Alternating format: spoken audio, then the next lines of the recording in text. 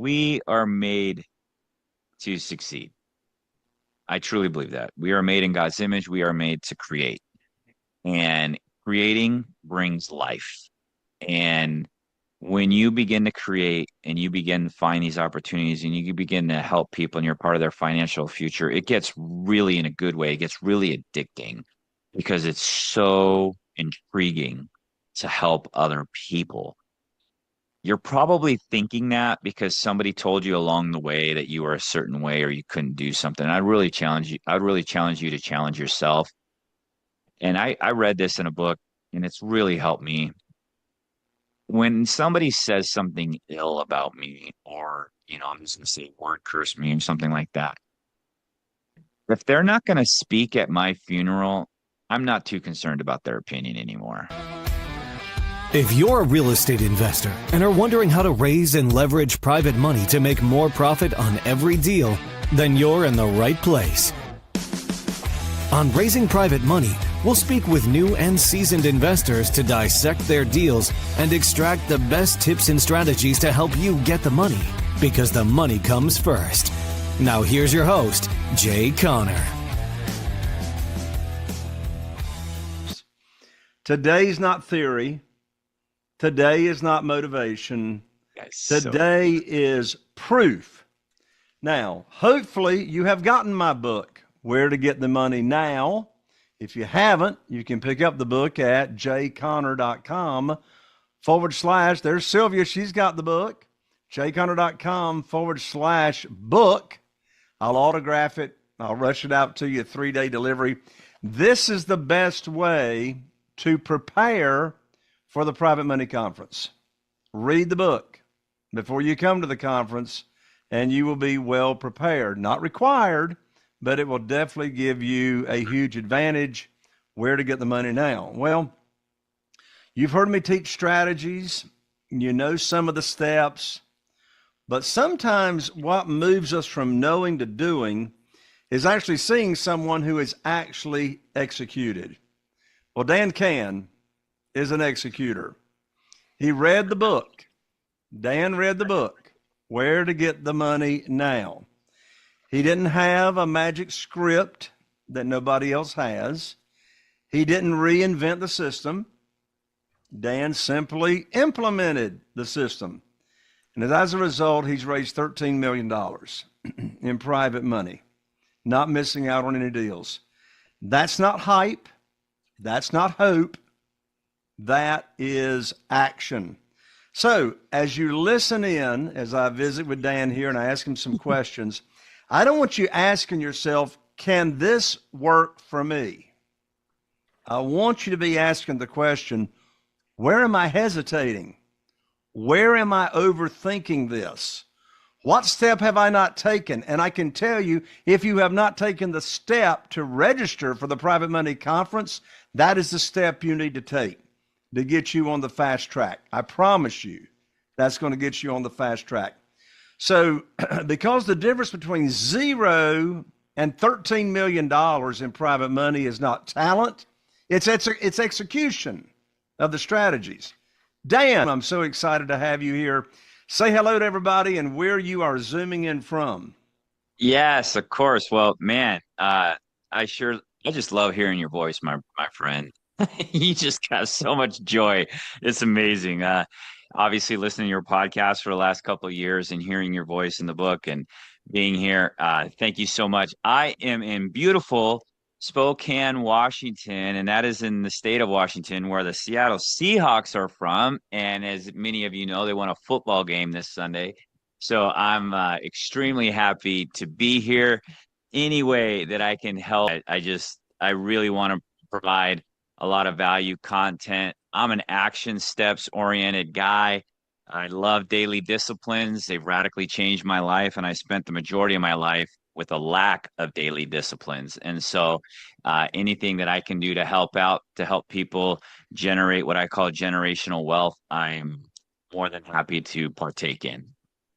Thank you, Dan. All right, Dan, so let's unpack exactly what you did step by step so everybody here can do the same thing. So first question, Dan, before getting my book, before reading Where to Get the Money Now, What would you say was your biggest struggle when it came to raising private money? And what specifically changed after you started implementing my strategies? Yeah, that's a great question. Uh, I use this a lot. I'm a believer. I have a discipleship group of young men, and I say this a lot. You don't know what you don't know. You don't know what you don't know. And so I was flipping, one to two houses a year, and I was utilizing a hard money company here in town.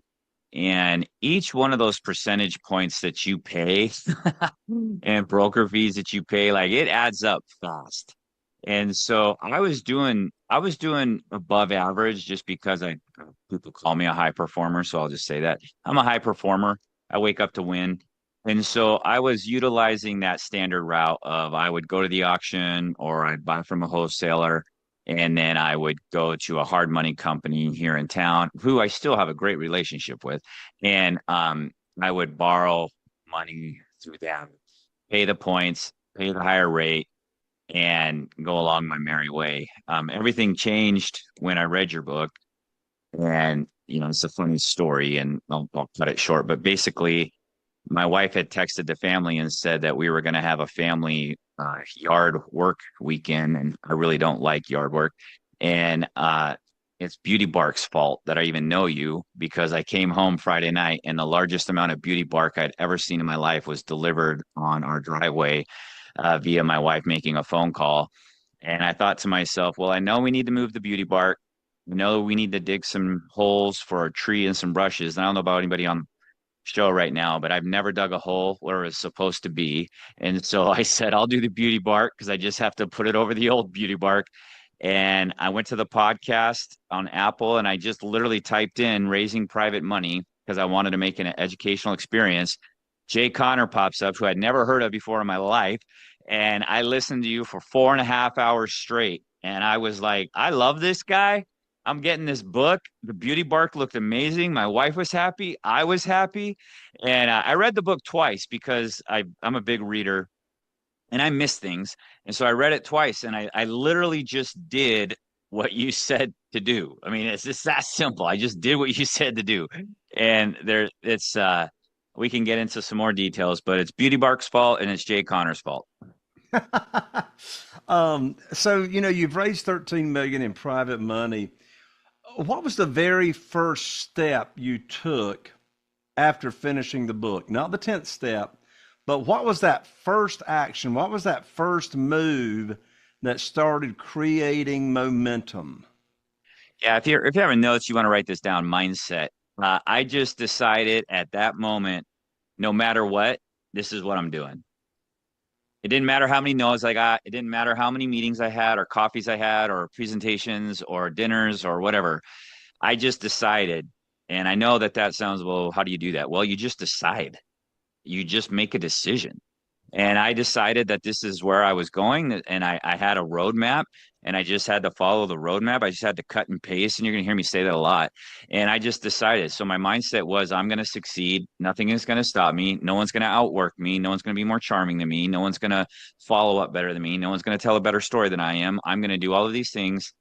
And I'm going to tailor a message in regards to investing with me that brings confidence and clarity with my investors. And so, first and foremost, you just have to decide. You have to have that mindset. And then at that point, you tailor a story. We're Americans, we love stories. And when you can incorporate what I call eternal principles into stories, people will really connect with it. That's what I did first, man. I just decided. Well, I mean, that's really quite frankly profound because until someone like yourself decides that's what they're going to do, then they're not going to take action, and we're talking about mindset. So a decision, that's a mindset. A lot of real estate investors have in their mind that they are afraid to talk to potential private lenders. What did you do in your mind to shift from thinking, I hope they'll lend to me, to shifting over, to having a servant's heart saying, I know I can help them? What was it that changed internally? Well, in regards to the private investor route, I love serving people, and I won't get into my testimony, but my life is radically different than anyone on both sides of my family by far. And it's because I had amazing mom, amazing relatives, amazing babysitters. I was raised basically by a single mom. I've had three stepdads. I mean, just I could go on and on. But anyway, I had great teachers, great mentors. And so I am where I'm at because people invested in me. And so I just took that mindset of like, I want to help others. And I believe that our product, if done right, is a fantastic investment. Like, first and foremost, I just believe in what I'm doing. And so I believe when you can find a property at a discount, okay, and it doesn't work without the vehicle, and the vehicle is the property. If you get a property, that's the vehicle. And if you're getting it at 50 to 60, 70% ARV, that margin of safety is gorgeous to most people that have money, because most people that have money understand numbers, but they also understand real estate. You're not sitting there trying to explain Bitcoin or futures or covered calls or whatever else, tokenization. You're talking about 123 Main Street, and you can show them tax assessed value that's 280 and you got it under contract for 165. And so if tax assessed value is 280, retail value is probably 325 to 345. Most men and women that have money understand those basic percentages, and they understand what I call the vehicle, which is a single family home. And so I was able to take the principles from your book, tailor a story, which is my story. You have a story. You bring those principles together, and when you have a track record of success, people want to partner with you. Now, if you're taking notes, you want to write this down. Whatever you talk about happens. So you just talk about it more. I just started telling people exactly what I was doing. And that was on coffee, that was on Facebook, that was in meetings, I own 4 businesses. And so I'm around a lot of small business owners. Small business owners love mailbox money. They love getting checks in the mail. And so I just started talking about it, and I haven't stopped talking about it.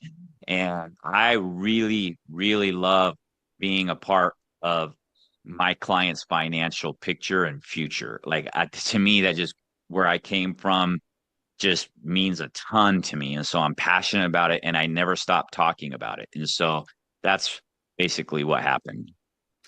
So let's dive a little bit deeper, Dan, into the conversations. You know, you've mentioned the power of stories. I talk about that all the time. All of us have our own story, our own stories. Can you walk us through what your conversation sounds like when you bring up private money? You know, you talk about it all the time. How do you bring up the subject? And then how does that move to receiving actual funding? Yeah. So out of the 22 investors that I work with, I had a prior relationship, I would say, with about 70% of them. And so I'm a big communicator. And so I primarily communicate via text. And people love hearing about how we find these properties, because they're just as bored as we are Tuesday at 2:30. And when you send them a little story about how, like, for example, I have a podcast called The Invested Life, and one of our most successful podcasts is I bought a property off of a church. I mean, it was wild. And the church was in a little bit of financial need. They had a really nice property that they needed to sell really quickly. And it took us a couple weeks, but we got to a point where everyone was high-fiving. And, you know, they got $255,000 in their account in 3 weeks. And there's more to the story than that, but that's the gist of it.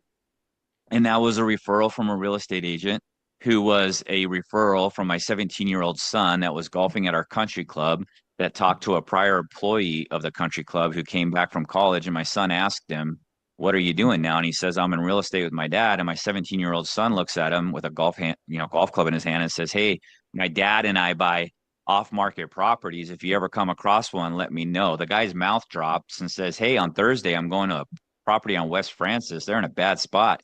You think your dad wants to look at it? And my son gave the guy my number. I bought that property in 4 weeks, and my son got a commission check for $2,300.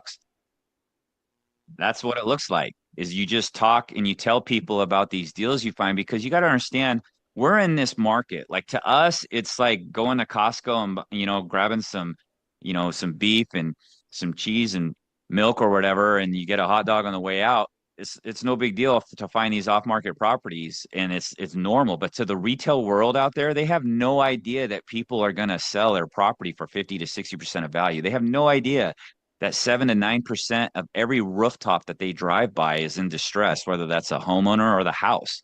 They have no idea. And so when you communicate these things to them, you are the expert. And if you can intertwine your story and you can build trust and value and character and you can execute, man, it's really simple once you get that momentum going. Obviously, you have to start with your first one, but educating the investor that I give double-digit returns, and I know not everybody does, but I give double-digit returns because that's part of my marketing ploy.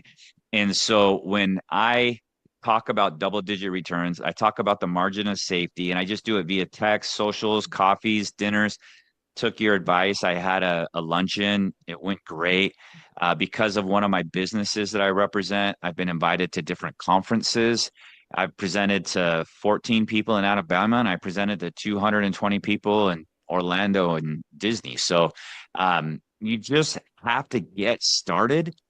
You have to tailor your story. So with my story, before we even get started, if I have a sit down, I just simply ask, hey, do you mind if I tell you a little bit about myself? Start there. Do you mind if I tell you a little bit about myself? You talk about your why. You talk about what interests you in the real estate world. And then you ask some discovery questions and you intertwine their why with your why. And that's the simplest way I can tell you to have a meeting. That is the best way to build rapport. It's the best way to overcome objections. It's the best way to build value. And the product speaks for itself. Dan, I really appreciate you sharing, just talking about how you find these deals.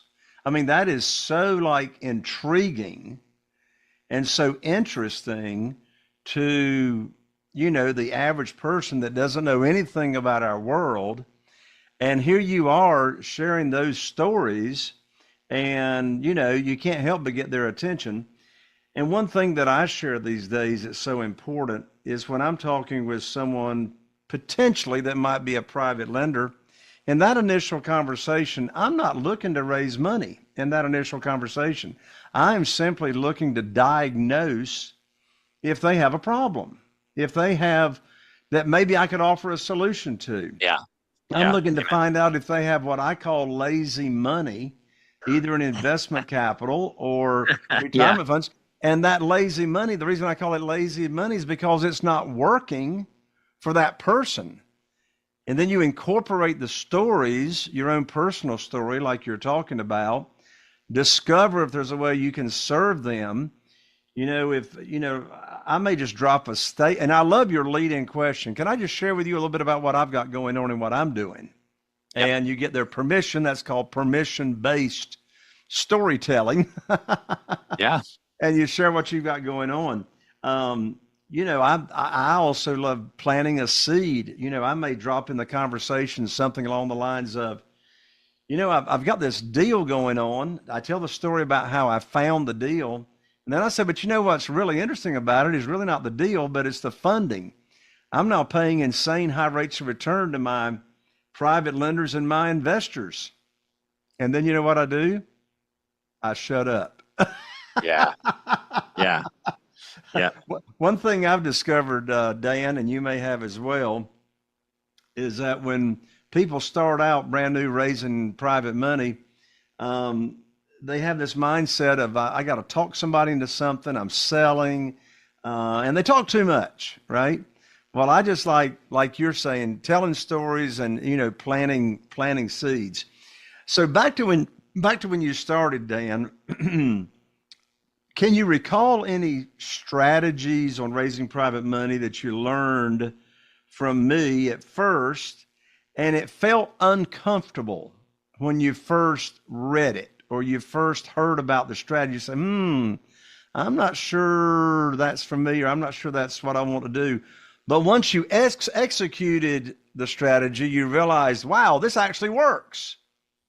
Yeah, well, your book really testified to me. Like I really grabbed a hold of the principles, and I'm a doer. And I was like, man, like I said, I had decided I'm going to go down this route. And so there wasn't really anything where I was like, oh man, I guess the hardest one, like, so talking to my sphere of influence, so people in my cell phone, like that was really simple for me because I like calling people, I like texting, and I like letting people know about these deals. The hardest one for me was having the luncheon and putting that all together. Now, for me, I have an executive assistant, I have a director of operations, and so I just kind of made them do that part of it because I didn't want to mess with it. I wanted to work on the content and I wanted to invite people, and that was a stretch, was putting that invite out there because, and let's be honest, if you're marketing to, let's say, 40 to 180 people, and that's typically what people have in their Christmas list. And that's where I first started with, was just people, sphere of influence, business associates. I then moved that to like anywhere that I spend money, they need to spend money with me. And so that's a whole nother conversation. But having the event, my country club, inviting people, giving them a reason to say no, that was probably the hardest one for me, because I had given a presentation in Virginia Beach, I'd given a presentation in Alabama, and so then I was doing it in my own backyard. And what was funny was initially, I had picked up anywhere from 100 to 550,000 on each one of these events, and then I did one in my own backyard, and I didn't. Everybody said no, and it was really hard. I was like, wait a minute, what? People don't say no to me. Like, what's going on here? This is a big deal. But then just following up, like your book says, like sometimes people are in the middle of things. And sure enough, one of the couples that was there, they were in a middle, they're just protected. But basically, there were some business things going on in the back end. A year later, he called me and asked to go to coffee, and he'd allocated $250,000 with us. And so just being faithful and communicating, and for me, I just love people. And so if they say no, yeah, it hurts a little bit, but I just like being with them. I'll just let them know, as long as they don't tell me like, hey, stop talking to me about this. I just tell people. And that person brought on 250, and then other people are getting more interested. And if you're just getting started, I want to encourage you with this. You know enough people already to help you succeed. And there's a gentleman by the name of Bob Beaudine. He wrote a book called The Power of Who, and this book radically changed my life. And Bob Beaudine is an amazing man. And you already know enough people to help you. I was thoroughly shocked, Jay, with how many people I knew that had $120,000 of what you call lazy money. Like, I was completely shocked of some of the people where they saw it on Facebook or Instagram or LinkedIn that would contact me and say, "Hey Dan, I've been watching you for a bit. I have 80,000. I have 120," and these are single family incomes. And I was just blown away. Now, out of the 13 million that I've raised, I call them the big three. The big three have allocated almost 7 million. And so one is rather large, the other two are split between that. And so if you have a sphere of, let's say, 140, and that's your Christmas list, you have probably within that 140 at least 400 to $900,000 of people that would more than likely invest with you if you can find the vehicle, which is the off-market property. You can tell them about the margin of safety with the equity, and if you have a track record of success. Or if you don't have a track record of success, you can partner with somebody that does, and that becomes your testimony. And so I really enjoy raising private money. And you've obviously been tremendously helpful, not only with your book, but just the weekly podcasts and the guests that you have on. It just gives you that joy to keep going when you get a no or you have a hurdle or maybe you don't do as well as a flip but it gives you the joy to keep going to do well on the other one. And so, like, for example, right now we have 4 properties on the market. We have 2 under contract. My realtor just texted me we should get another offer, so we'll have 3 under contract first quarter in February. Like, that's awesome. I love it. So, one thing you just mentioned a second ago, Dan, was talking about your track record. So, a lot of real estate investors think they got to have a perfect track record before they start raising money. Did you wait until everything was perfect, or did you start raising private money while building your track record, building your credibility? Which way did it go? Well, first and foremost, when you're dealing with somebody that has $100,000 plus, I can guarantee you in their life that they've had mountaintops and valleys. They've made mistakes. And I am very upfront about my history with real estate. So in '07, '08, '09, we almost lost everything. And I mean everything. And I was, overfinanced, all that other great stuff. I'm very upfront about that. Like, there is no investor that hasn't lost money. Now, do I am I proud of that? No, but it's part of my story. And so I tell them that because I got knocked, it's like Rocky said, right? I got knocked down, I got back up. And that shows a lot of fortitude and that honesty, and that will build trust. And I then communicate what I learned in that valley. And what I learned was I buy things at a discount. And if it's not enough discount, I don't buy it because my number one job is to protect my investors. And I say that to everybody. Now, because of the 13, I do lend to retail, what I call retail customers. And before I ever have any kind of conversation about anything, I let them know my number one priority is to protect my investors. And I will do that at all times. And what that looks like is me fighting you on what you believe the ARV is on this house. And you will never win that argument with me because I need to protect these men and women that have entrusted me with their money. So to your question, I had done some homes, 1 to 2, and I told them of the stories of the properties. But once I started having the additional investing behind me, I really became radically confident. And once you buy from a wholesaler or down at the auction, your name gets out there and you start getting first dibs at a lot of deals. And so having the capital really makes you attractive to wholesalers. Since then, we've really started doing direct mail and trying to source our own deals, which, I'd love to talk to you about because I do need a little bit of help on that just because of so much capital. Like, I need to allocate like 1.7 right now. That's what I'm sitting on. And so, it's just telling them what you're doing, being honest, building trust. If you partner with somebody that maybe is a little further down the road, like a general contractor or a wholesaler, like, you can make them a part of your story to bring validity, to bring value to the potential investor, as long as you're telling the truth. You don't want to not be truthful. And so, like, for example, the gentleman that partnered with me in regards to Wave Capital, he's been flipping since 1996, and he flips 25 to 32 houses a year. And I flip 8 to 14. Well, between the two of us, we flip 40 to 55 homes a year.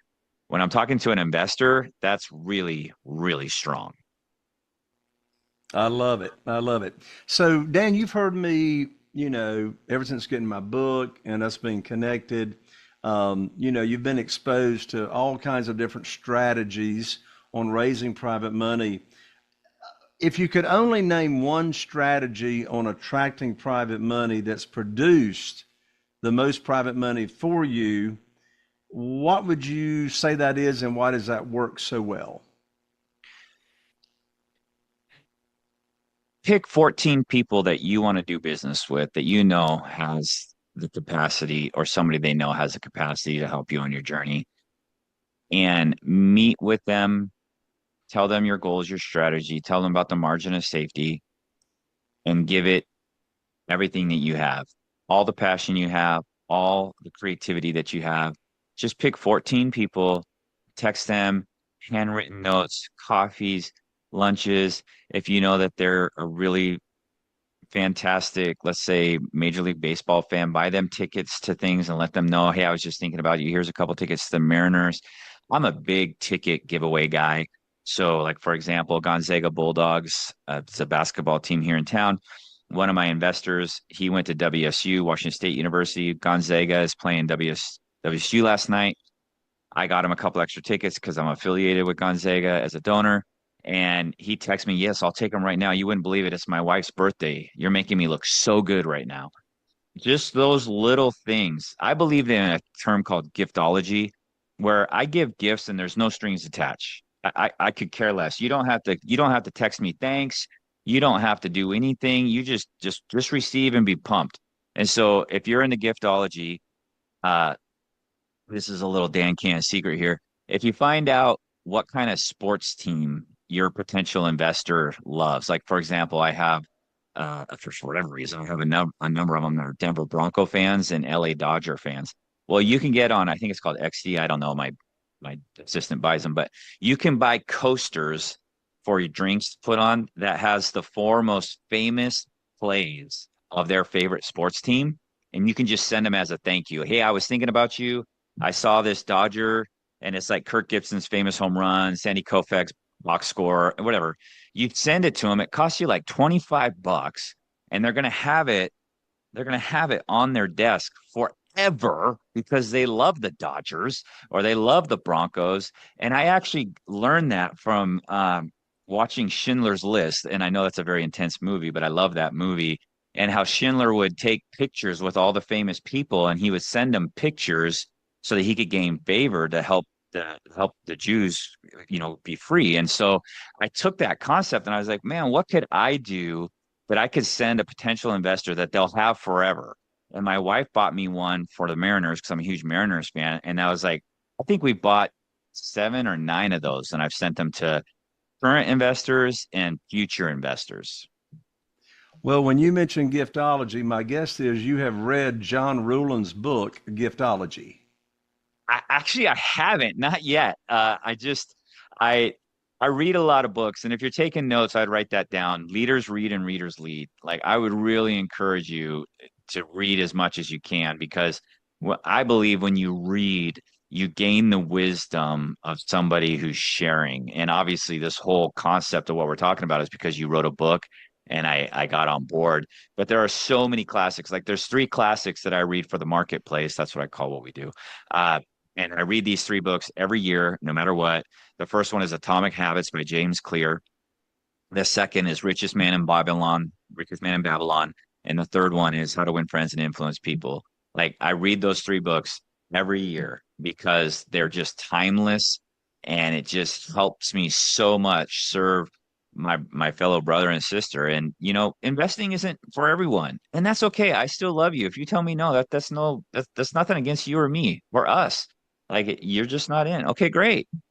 I know the next one's going to say yes. I love it, Dan.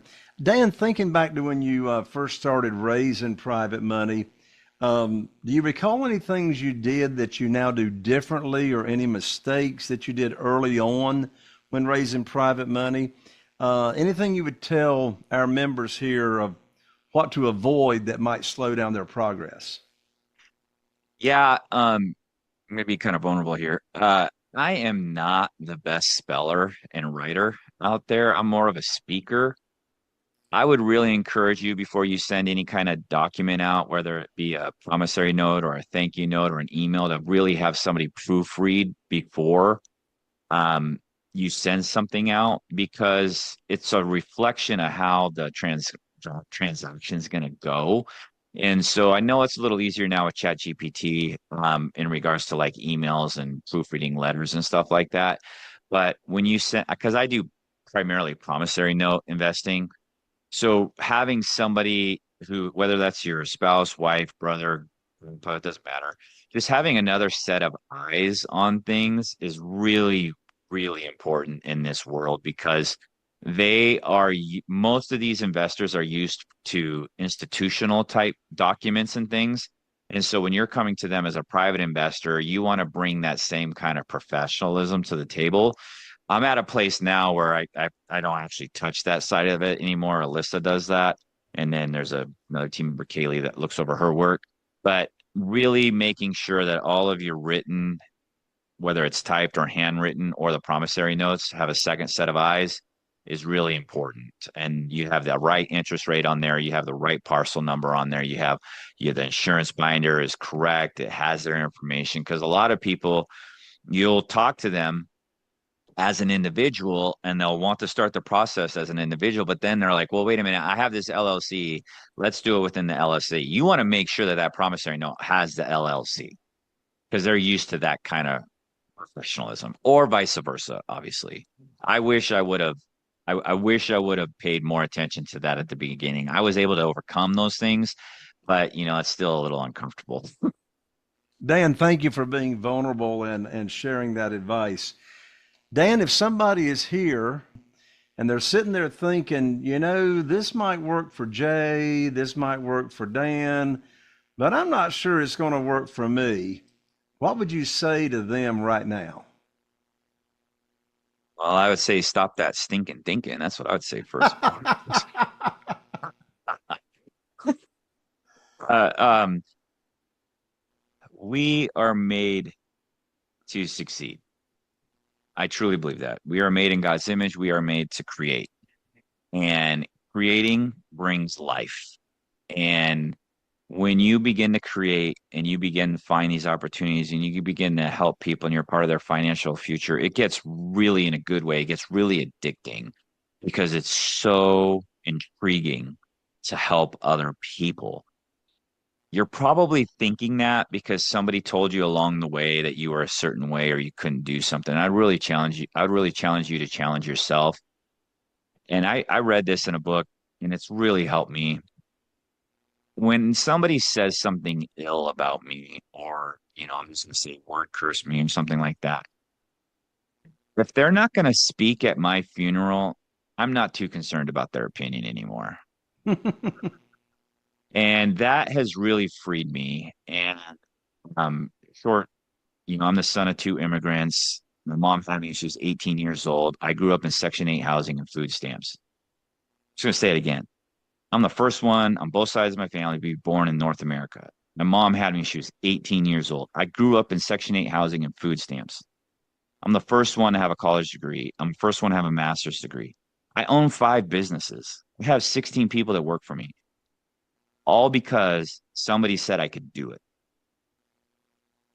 Because somebody said I could do it. And I realize that some of you right now, you need to be that person. You need to tell yourself you can do it. You didn't have a Brian Brent like I did. Tell me. But you can tell yourself you can do it. And that is why I started this with mindset. Because if you decide and if you put in the work, America is the best country in the world. Both of my parents came from other countries. I've been all around this world. I've seen all kinds of governments. I've seen all kinds of economies. And I can tell you, if someone like me who came from nothing can create something, you can too.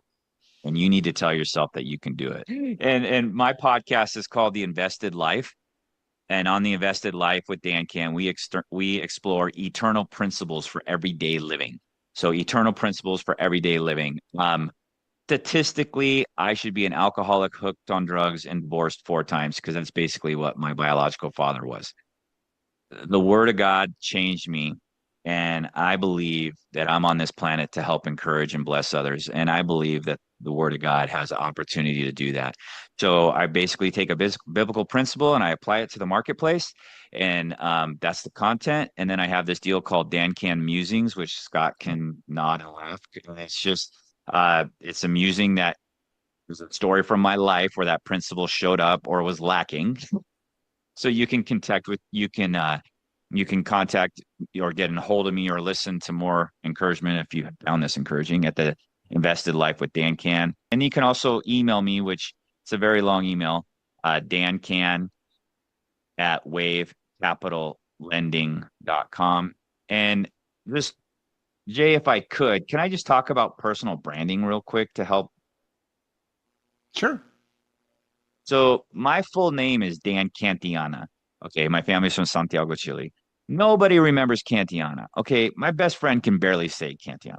So I created a brand, a personal brand called Dan Can. And Dan Can, everybody in Spokane, if they are TV, radio, they've heard or seen my TV, radio commercials. Now, I created this brand because I want to be top of mind awareness. And so obviously I have a sign behind me. I have a shirt on it. Okay. I have it on my phone, Dan Can. I have it on my journal, Dan Can. I have it on the microphone. Create some kind of branding that your investors can latch onto because investors will tell other investors about yourself. There is a host of books that you can read on personal branding. And if you're thinking right now, well, that's not me, I'm going to tell you, well, it should be. If you think about Jay Conner, his branding is on point and has been for decades. He is the private money guy, but he also provides unbelievable value in other things. The initial conversation, though, is about raising private money. You need to create a personal brand where you can have that initial conversation to communicate what you do. But what you're really trying to do is get that investor to refer someone to you. And so out of the 13 million that I've raised, okay, that is all organic. That's all people I know or people that have referred me to people that they know. And that's why I'm so big with you marketing to your 140 or 80 or 20 or 12. It doesn't matter. You just want to create a personal brand that they can remember you and that they can not only remember you, but tell other people about you. Awesome. Y'all, let's give Dan Can a lot of love. Put him a heart. Hit the react button there on the chat. Give him the sophisticated golf clap right there. Oh, yeah, we like golf. Send him some love in the chat. All that kind of good stuff. Dan Can, another big thank you and lots of love being sent your way. Thank you for sharing your journey. Y'all have a great one. See you soon. Bye for now. Are you feeling inspired by the knowledge you gained in this episode? Then head over to jconner.com/moneyguide. That's jconner.com/moneyguide and download your free guide that shares 7 reasons why private money will skyrocket your real estate investing business right now. Again, that's jconner.com/moneyguide to get your free guide. We'll see you next time on Raising Private Money with Jay